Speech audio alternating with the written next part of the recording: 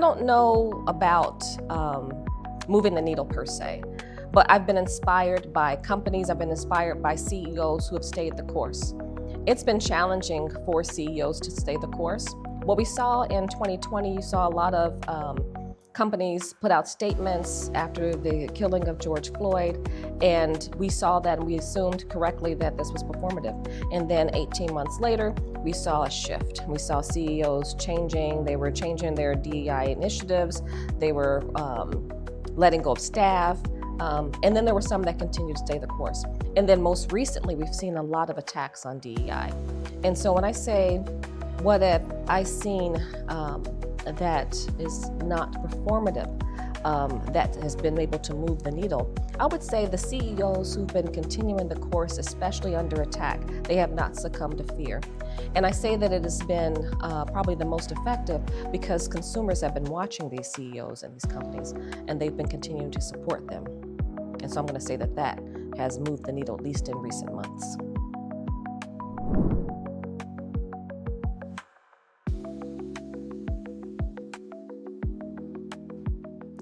I don't think that companies need to rethink their approach. I think that they need to stay the course.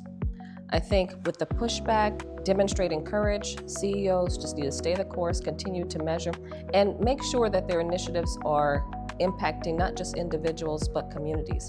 Because if their initiatives are impacting communities, those initiatives are transformational and sustainable.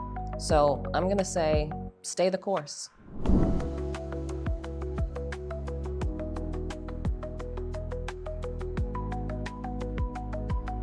I'm going to say that this metric is not only underutilized, but it's also often not even considered, and that's community transformation.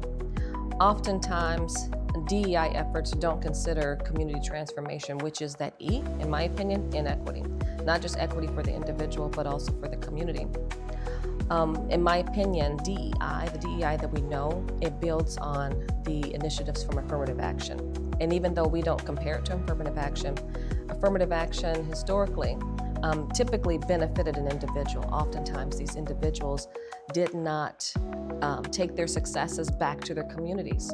With DEI and that equity that's in as a part of DEI, it creates an opportunity for companies to support not just individual transformation, but community transformation. And that's where the sustainable change is at. And so that metric that we should be measuring, many DEI efforts, they focus on recruitment and sponsorship and mentorship, leadership representation. But each one of those metrics and other metrics should, each one of those initiatives and other initiatives should focus on or lead back to community transformation. And that's what we want to see. That's what we should be measuring.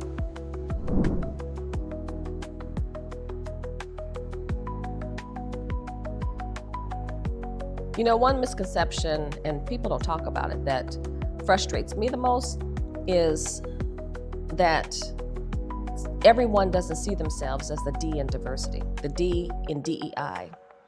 Typically, the D in DEI, we say, diverse people. And typically that white, straight, cisgender, non-neurodivergent, Christian, middle class, white male doesn't see himself as the D in DEI. And that creates a challenge. And that frustrates me because I believe that, and he and we have continued to perpetuate that narrative in our companies. And because of that, I believe that a lot of the anti-DEI pushback that we see right now is because we have not been fully inclusive. We have not included that straight, white, non-neurodivergent, cisgendered, Christian, middle-class male as part of the D. And so we have to make sure that everyone is included in these diversity initiatives, or that diversity conversation, if you will, that everyone sees themselves in the D, and that everyone's voice is included equally. No one is louder and no one has more power with their voice.